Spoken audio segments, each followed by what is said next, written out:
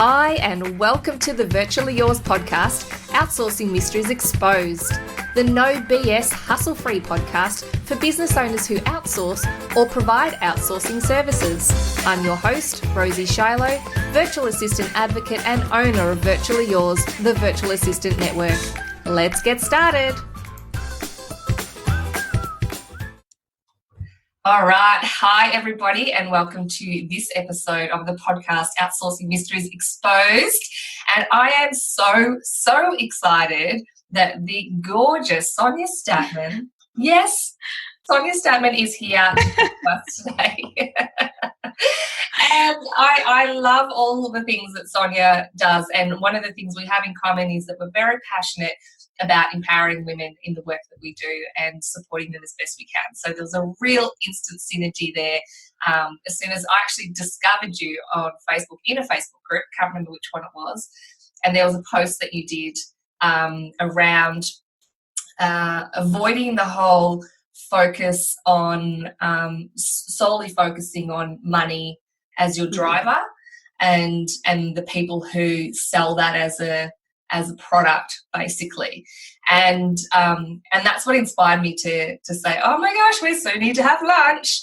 And then the conversation ended up being really, really interesting because I actually found your views around money and women in business to be really, really helpful for me and very interesting. And I thought it'd be great for you or for my audience if you would be willing to share some of that gold with us today. I'm so honored to be here. I love having conversations with you. So this is easy. This is just a good conversation between friends. I love it. I got my herbal tea. Have you got a beverage there? I've got my water. Had enough coffee and tea for today. Oh, I'm detoxing, apparently. My husband's a personal trainer, so I've got water with lemon in it and peppermint tea. And usually I would be up to like my 15th cup of cocoa by now. So... So I'm just like, what is this world? Oh, I love it. Great. So can you just share with my audience a little bit about what Sonya Stattmann does? Yeah, I would love to. I'd be honored. So I've been a business coach and mentor for about the last 2 decades, and my focus is on really helping women in service businesses specifically streamline their business and grow it in a way that's just more aligned with who they are. I think that there's a lot of burnt out women in the world trying to operate a business, trying to navigate family. And I think the way that we've been taught to operate a business, the way we've been taught to market, the way we've been taught with sales is just really in misalignment with who a lot of us are. Mm-hmm. And I think it leads to a lot of exhaustion. It leads to a lot of failure, and so there's all these amazing women who are not succeeding in business. And my mission is to totally shift that. Oh, I love that. And with that sort of environment that we are in, there's so many women who are lacking confidence because the messages they're receiving are, that they're a failure. And we know that they are not. They have so much to offer.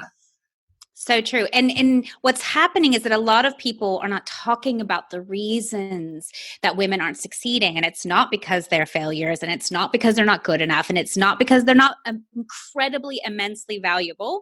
It's because they're either, just trying to do a business model that's quite broken. That happens a lot.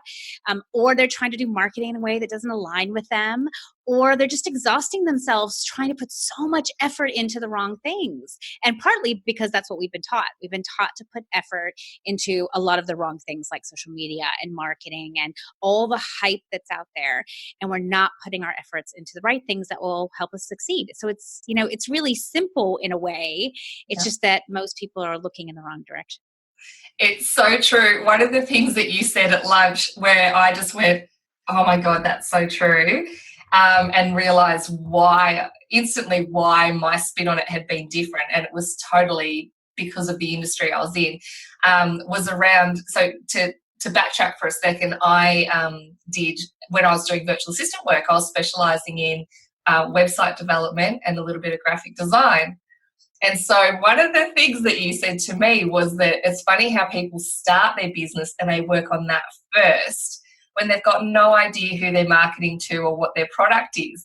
And I thought to myself, oh God, I've been pushing that sort of thing for years because that was my product.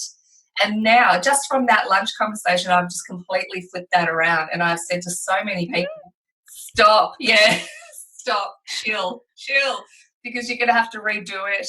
And until you know who you're marketing to and exactly what the solution for them is, no wonder it's always been so hard, because you're making it for yourself and not for the target market, and it's not aligning.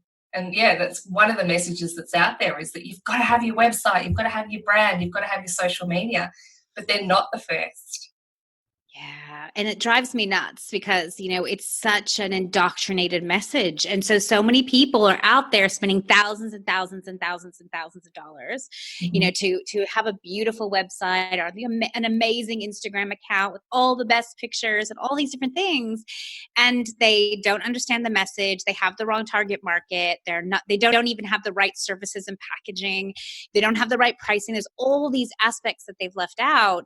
And so nothing they do succeeds, when they could have spent that money with a good business coach. They could have spent that money to really do some real good validation and research to get the information they need to succeed long term. And I think it's just one of those epidemics. And when I tell people that, a lot of my clients can make up to $10,000, $15,000 a month without a website, they're like, no way, that can't happen, because you don't need a website to do sales. No, that's right. I was actually saying to a group that I'm running at the moment last night that you don't have to be on social media. And they're like, well, how else am I going to do it? And I'm like, well, there's that whole thing called networking for starters, and because social media just fast tracks that know, like, trust factor, but it also can provide a misconstrued perception of what that know, like, trust factor is. So that's why people do love to meet face to face. So relying entirely on social media and social media and websites is not necessarily, the angle to take. And one of the things you mentioned then is about spending their money on a good coach. We all know there's so many coaches out there who are not going to be a good fit. Do you have any tips around finding a coach who actually knows their stuff? I mean, I know you do. How would people be able to differentiate between someone like yourself and someone who has started their first business as a coach, coaching other people to run a business? Yeah, it's so good. And yes, I do absolutely have some good advice. I think that the bottom line is you need to do your due diligence. I think the people who end up having a coach that's not a good fit usually didn't do their due diligence. I think, you've got to research them. You've got to really know what they're about. You've got to understand their values. It's not enough that they promise you something. You've got to really know who they are. My rule of thumb is that if someone has been in their own business for at least 5 years, running their own business, there should not be a business coach. And I think the reason why is because they just have not been through enough of the hardship of what it takes to actually get beyond the first 2 years of a business if they aren't still succeeding after 5. So, that's kind of my rule of thumb. And then in addition, they need to have coached a lot of other businesses. One of the sort of epidemics I see a lot in the coaching industry is that someone does something that works for them. They've got a one-hit wonder, and then they go out and they teach everybody their method. They don't really help that business succeed. They don't look at where that business is and what they need and want. They're just like, look, here's what works for me. I'm going to teach it to you. It's magic. And then not only does it not work for the business that they teach, but eventually the market gets flooded with that technique and it doesn't work on anybody anymore. And this is what I see time and night. So you want someone who's really had sort of the breadth of working with lots and lots of business owners so that you know that they can really, reach you where you are. Yeah. Oh, I love that. And it's so true that if you haven't been in business for long enough, I want a coach who has stuffed up. I don't want a coach who's done everything and it's worked. I want a coach who has fallen flat on their face numerous times and gotten back up again. That's actually what I want in a coach, because it's all very nice and dandy to be coached by someone who doesn't know how it feels to fail.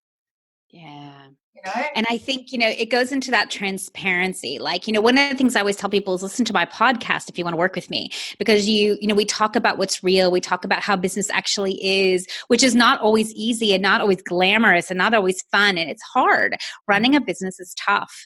And if you're not sort of being more realistic about it, it's going to be a struggle the whole way through. No one is sitting on the beach making millions of dollars anymore. That ship has sailed. There was a few people who did that a long time ago. I know, right? And there is no passive income either. So, I love sort of, being able to get real. I think you got to find someone who's really realistic, who's not painting just a pretty picture of how easy it is and how they can easily get you to $1 million. Like, that's just BS. And so I think, that's really important. One of the other things I would say when you're looking for a coach as well is you want someone who specializes in your industry, or at least in the kind of business you have. So for instance, I kind of separate them in terms of you've got service businesses, you've got product businesses, and you've got online in businesses, which can be products or can be other things. But I think those are very different ball games. Yeah. So for me, yeah, totally right. For me, I specialize in service businesses because products need a totally different business model. They have really small margins. The profit margin is hard. A product business, someone needs to understand distribution. They need to understand sort of the global repercussions of all of that. They really need to be savvy about what to do with a product business. Whereas I'm super savvy about service businesses. But if I was to take on a product business, I wouldn't serve them to the best of my ability because it's not my area. So I think, really finding someone whose lane is what you do is really important. Spot on. I cannot coach someone in a product business. My best friend has a product business, and I just hats off to her. I don't get any of it. I don't get it. I don't want to get it. I am all about service-based. I'm all about virtual assistants. You can't know everything about every type of business. They're all completely different. And just the way that you budget it, the way that you plan ahead. I don't have to sit here worrying about stock numbers. I look at a cafe, for example, and I always just look at them and go, how do you know what to order? And how did you know how many cakes to make? And what's it costing you for every cake you didn't sell? It absolutely, it does my head in. And I just think, I love that I don't know that because it's just such an awesome mystery. I don't want to know. And I think you want someone who's owning their lane like that, right? Who's really owning, hey, this is mine, but I don't do everything. And, you see this constantly in sort of like some of the Facebook groups I'm in where someone will be like, I need a coach. And then you have 100 people going, I can help you. And I'm like, well, I don't know if I can help you. What is your business? What do you do? What do you need? Is it my specialty? I don't know. So all these people who are just throwing out, I'm a coach and therefore I can help you. It's just not true. So you don't want someone like that. Yeah. You can just go, sweet, not you, not you, not you, not you. I say that for VAs as well. I think that when someone says I need a VA and people pop up and go, I can help you, I think it's a really bad idea. Exactly the same reason, because your services are too varied to possibly answer, I need a VA, can you help me? That's just ridiculous. And coaches are exactly the same. So exactly. And really all service businesses. And this is why, for me, I'm really into working with service businesses because they're all really flooded industries at the moment. So, graphic designers, marketers, consultants, coaches, wellness practitioners, all of that, sort of those business models I'm really good with, but part of it is because they're so flooded. And that requires a different method and a different thing. You have to specialize. You have to get really clear about what your lane is because there's just too many people in the field. Yeah, exactly. What about people who say, I got asked the other day about how there's the industries, various industries are flooded. How does somebody not get lost in that? Yeah, well, I mean, there's a whole lot of ways in which I position people that I think helps them step out of that flooded marketplace. But I think the first thing is you have to be super, super specific with your target market. And almost everybody I know is way too broad. So whereas 2 decades ago when I started working and, had a branding agency and moved into coaching, you could be like, I'm targeting women in business. That was a target market. That is no longer a target market. Everyone is targeting women in business. Yeah. So that target market is gone. And so you have to be really specific. Well, what kind of person are you targeting? What is the specific problem that they need solved that you can solve? You have to get specific. that's one really important way to stand out, I think, in a flooded marketplace, because the customers are getting really savvy too. Like they're not, just like, oh, someone's a business coach, therefore they can help me. They're looking for like, I want the person who can solve this specific problem I'm having. Mm-hmm. So they're getting really smart as well. And if you aren't getting specific, somebody else will be.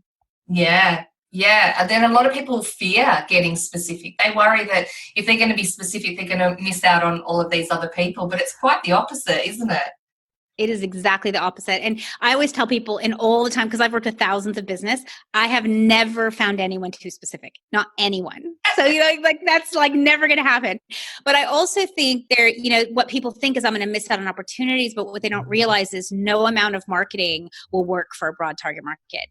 And then the other thing I have a lot of people tell me is, well, we'll look at like Nike or look at, and I'm like, yes, they've got billions of dollars to put behind their advertising budget. If you've got billions of dollars, go for a broad target market. But if you're operating on a budget, go specific. Yeah. And each of their marketing campaigns is more specific than people realize anyway. Yeah, they are. Yeah, they are targeting the person who wants that shoe, who has the money for that shoe, and will go out and buy that shoe. And they've figured out who that is. And the whole point that we all feel like they're targeting us is that they've done it so well. Yeah. So you can speak to your avatar and still speak to other people. You're just going to resonate with the right person at the end of the day. Yeah, so that is the key. Yeah, it's the languaging. Because if you're talking to too many people, your languaging gets really watered down and it means nothing to anyone. Yeah, yeah. And you can go to a networking event. If you say the same thing to every person in the room, you're going to resonate with maybe one if you're lucky, and the others will just be like, oh, that was a nice little spiel. Because you're not, you cannot possibly sell your service to every person in the room, even if you're selling chocolate. Yeah. Yeah, you can't. Yep. So, I'm one of the evil ones in the room and be like, I can't have that. So, there's always somebody there who's going to go, no, that's not for me. So, yeah. And you want that. I mean, you really want people that are not a good fit to know that they're not a good fit. And that's one of the things I teach about sales as well, is that, in my sales process and in the, when I teach my clients sales as well, I tell them that if someone's not a good fit for you, you're not even going to offer them your product. You're not even going to tell them about your services because they're not a good fit. And that's authentic. And, authentic sales, and really when you're in integrity with yourself is when you can say, hey, I actually don't think I'm the best person for you. Like that. And people appreciate it because that's so not done in the world. Yeah, everyone's just trying to tell you. They'll bend their business around for people that they don't fit, and then wonder why the hustle is such a massive hustle, because they're having to recreate the wheel. They're having to bend what they've already made to fit someone who is not ideal for that product. And how exhausting is that? Nobody wins in that. Nobody wins. I mean, the client doesn't get served as well as they could because they weren't quite a good fit. You aren't able to sort of hold them at the capacity, because they weren't a good fit for you. It's not a win-win for anyone. It waters down your business. A lot of people think, well, if I just take someone who's not a good fit, at least I'll get a testimonial from them. But the testimonial will never be good because it wasn't the right fit. They'll never bring in the right referrals because it wasn't a good fit. It's actually completely just not a win on any level. Yeah, you can't even get effective feedback from them because their feedback's not going to be relevant according, to what you're trying to build. Exactly. So crazy, but it's such a hard lesson to learn. Yeah.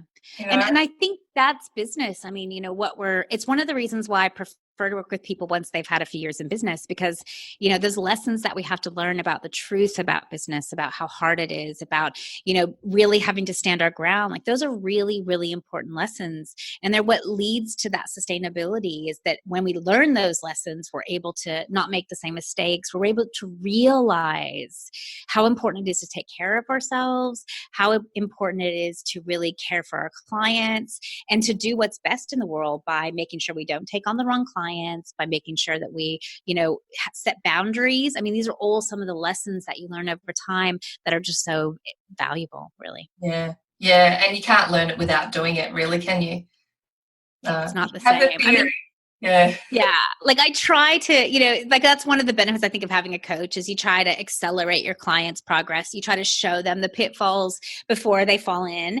But, a lot of it is learned through practice and experience. I think you can, by being more aware, make, less mistakes and less tough mistakes. Yeah. But I think, ultimately it's about practicing and going through and skill building and falling and getting back up and falling and getting back up. And, that's the real truth of being in business. And it's what will lead to the most amazing experiences as well. Yeah.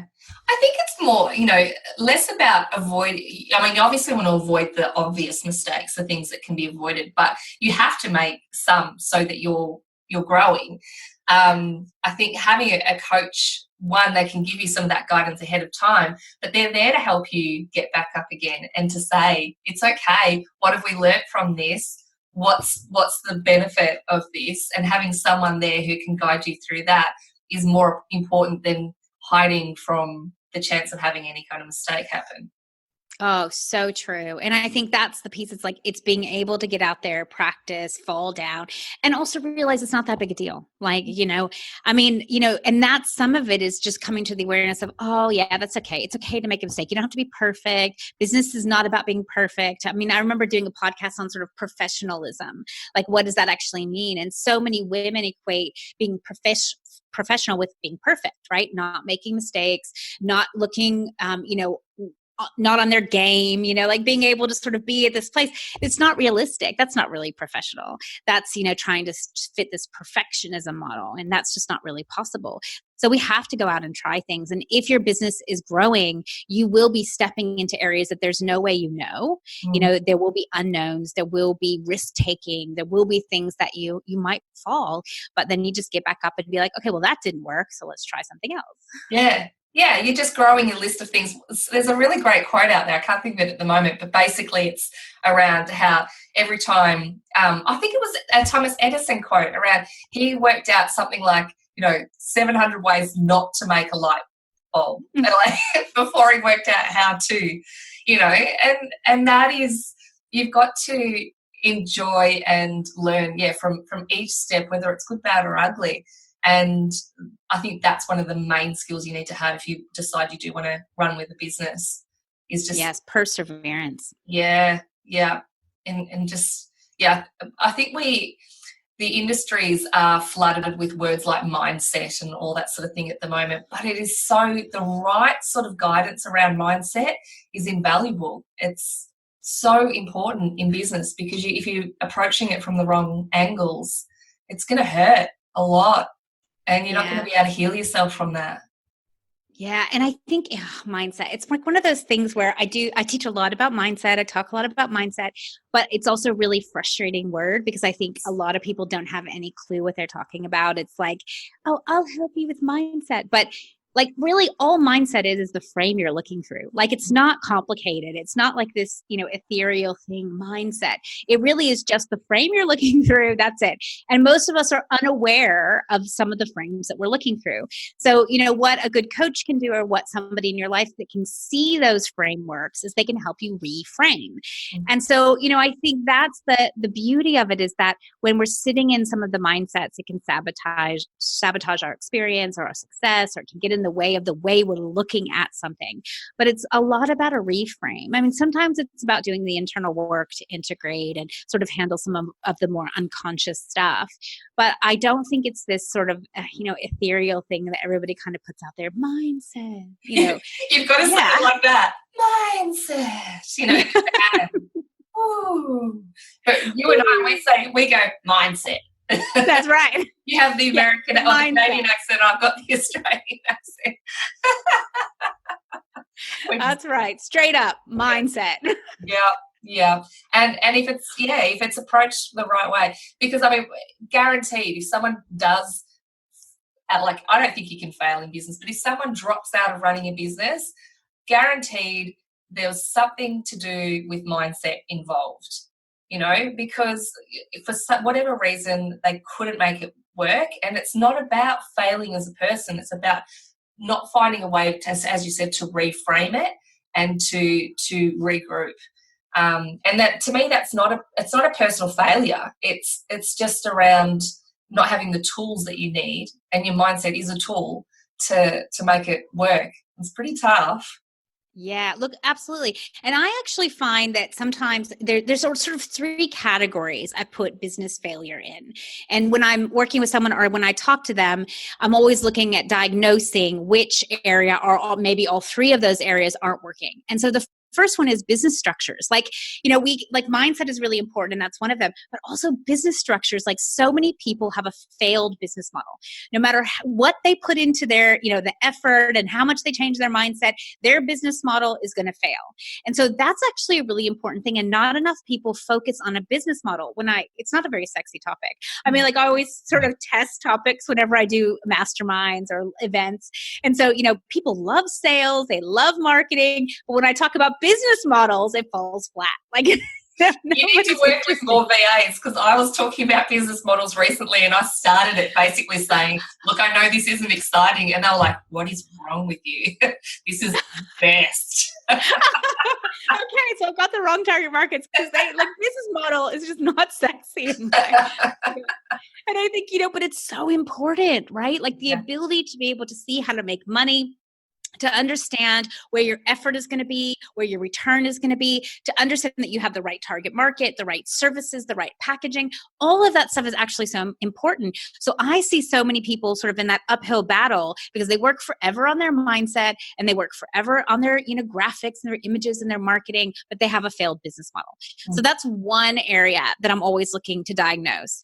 But then I think there's mindset as well, right? So that's the second area. What is the framework of how we're looking at things? What do we need to shift inside ourselves? What are the internal blocks that we're hitting? Because so many women especially are sitting in sort of mindset stuff around value, around, being afraid to put out pricing, like really good pricing, of being able to sort of step into how much they can give others. Sometimes there's still so much fear that it's boastful to talk about what you can do for people or how you can help them. Yeah. And so I think, especially in the sales process, you've got so much sort of mindset and sabotaging that happens. Most of my clients come into my program and they're like, I hate sales. And I'm like, yeah, but not by the end of the program. And they come out, they're like, I love sales. There's such a great reframe. So you can see them sometimes where they're like, I'll notice if I have a public Facebook group, I'll notice that when I say, how does everyone feel about sales? It's all my clients going, I love sales.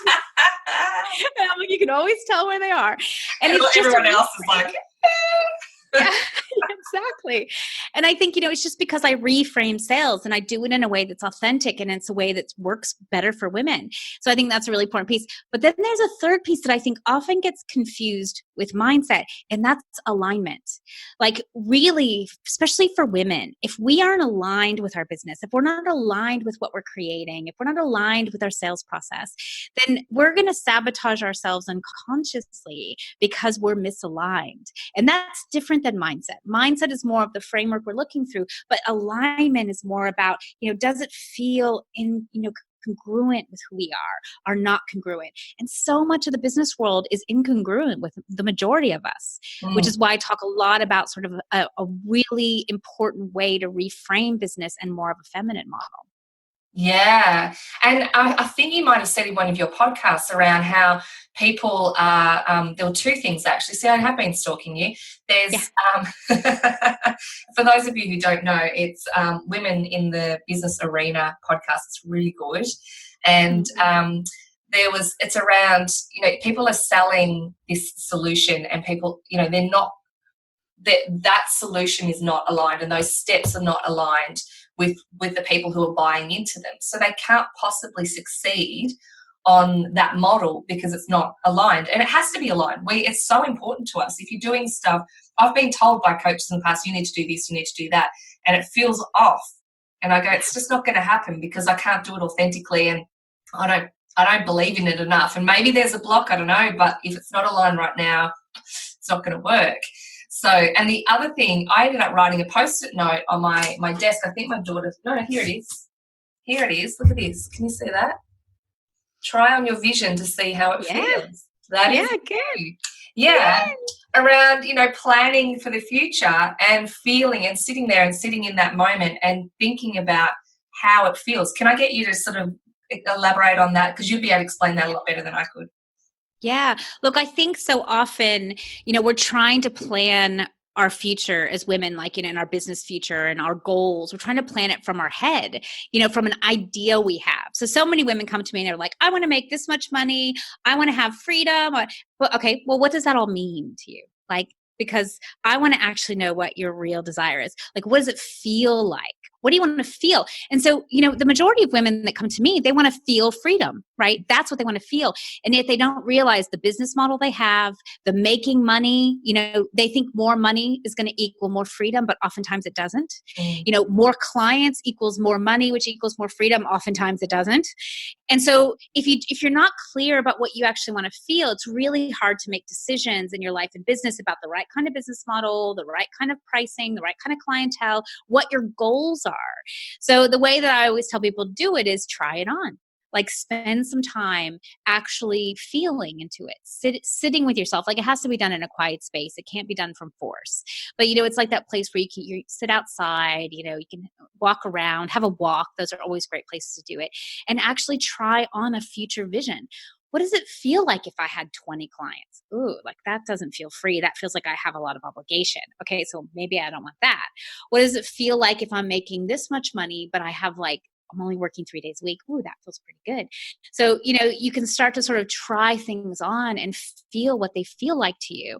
The feel sense is a lot more accurate than our mind is, because our mind is a bunch of concepts, it's a bunch of ideas. A lot of people have indoctrinated us with, say the $1 million thing, which is constantly what I see in the world, like, make $1 million. But you guys have no idea how hard it is to make $1 million. Like, I've seen behind the businesses of so many millionaires. And first of all, the majority of them are not actually bringing home even close to what some of my $20,000 clients a month are bringing home. Because so much of their expenses are actually going in it. So I know millionaires who are bringing home $5,000 a month, right? So, not really.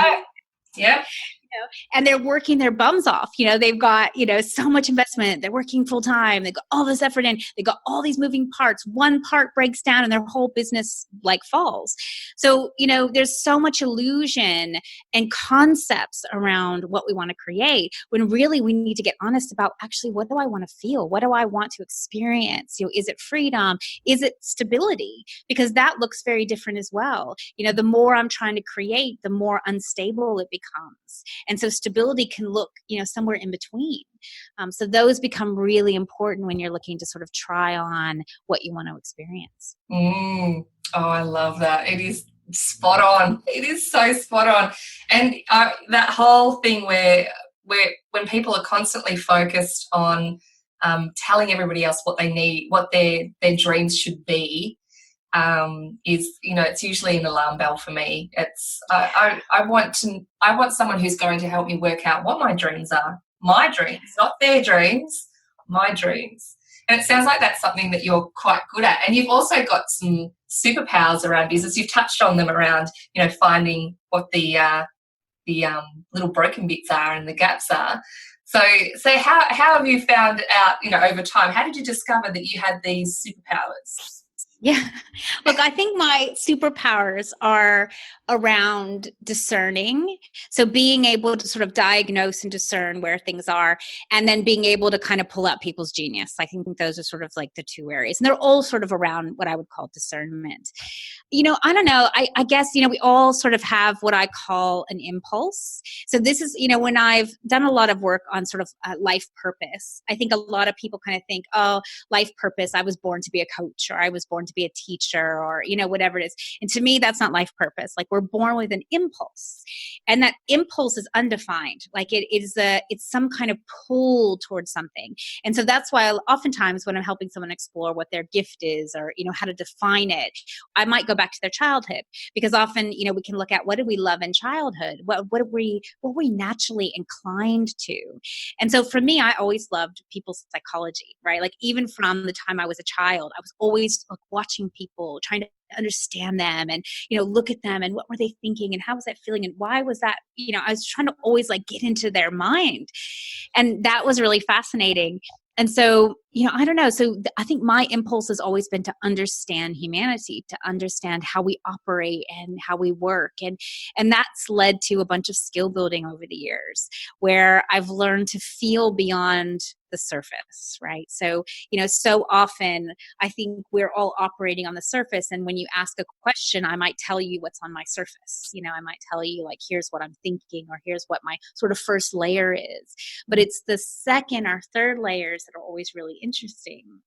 And I just got good at being able to, kind of pick around those things. And what I often call it splitting hairs, to be able to say, okay, so you desire that, but let's split a hair on that. Like, what is it specifically? Because I think a lot of us generalize things. Like, so if you ask someone, say, what do you want to create? They're like, oh, I want to create, stable business. I'm like, okay, cool. So tell me a little bit more about that. Mm-hmm. And then you start to dig down and you realize, it's actually this piece they're after. And sometimes that piece is really pure. It's something they want. Sometimes it's a resistance from something they don't want. Mm-hmm. And so you're able to get more clear about where someone's at. So yeah, I mean, it's something I've worked with consciously for a long time now. And I just love being able to help people get clearer about who they are and what they want to bring to the world.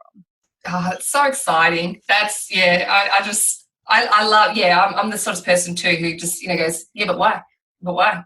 But why? Because it's so important. It is, because you want to know why. Like at the end of the day, as you said, we're so indoctrinated in so many areas. People don't stop and think, why do I think this particular way? And when they're asked, and I've been asked it before, and I go, I don't know why. And that's okay. That's okay, so long as we start exploring, what the foundations are that things have come from. Do you find that people get scared about coming in and doing that sort of thing with you, to actually sit there and go, okay, split my hairs? No, because I don't think it's sort of a byproduct of the work I do. Like it's not, no one sort of comes in and they're like, okay, let's go into analysis, So it doesn't really work like that. I think that through the process of working with me, they're really excited to get to kind of the bottom line, like who should I serve, or, what is my talent? I think a lot of people are doing things outside their lane. And so, I'm really a big advocate for figuring out what's your gift and expertise that you can really stay in a very concentrated lane with, because that will obviously make you stand out. You'll be more fulfilled. Your clients will get better results. Like it's so good to stay in your lane. And so, I often have to kind of discern when I'm working with someone to figure out their lane. We'll have to dig into some of that, because so often they're doing things that they're like, yeah, this isn't my lane. And I'm like, is it? And then we have to sort of like get really clear, because there's so many things we've trained ourselves to be good at. But it's still exhausting to us, and it doesn't fulfill us. And yeah, we can do it, but how long does it last? And this is sort of the way that I see business in general, is that if we aren't doing everything that is the least effort for us, we're going to eventually get to exhaustion. So it doesn't mean we're not going to put any effort into our business. I mean, we all work hard. That's important. But if I'm doing everything that I love, if I'm doing more of the things that enliven me versus exhaust me, the more sustainable my business is. Spot on. Yeah. Now we're running out of time for our session today. I could talk to you all day. I know, you too. If anyone wants to connect with you and learn more, where should they go? You can definitely go to my website, sonyastattmann.com. You can find me on Facebook, Sonya Stattmann, or LinkedIn. And definitely you can listen to my podcast, Women in the Business Arena. Beautiful. And we'll include those links in the show notes. Thank you so much for sharing your thoughts with us today. I think people are going to absolutely love what they've heard and start really thinking about those, those blocks that they've got, and hopefully will view the start of their business adventure, especially in a little bit of a different perspective. So thank you. I love it. Thank you for having me here. Pleasure. Hey, thank you for listening to the Virtually Yours podcast, Outsourcing Mysteries Exposed. Between now and our next session, I know you're going to be hanging out to take some action on outsourcing in your business, so head on over to virtuallyyours.com.au and you can download some information there about the best ways to outsource for business growth. If you're a virtual assistant, make sure you join us. We have an amazing virtual assistant community at Virtually Yours, Aussie VAs connecting and helping each other grow. Have a fantastic day, and I'll see you at the next podcast.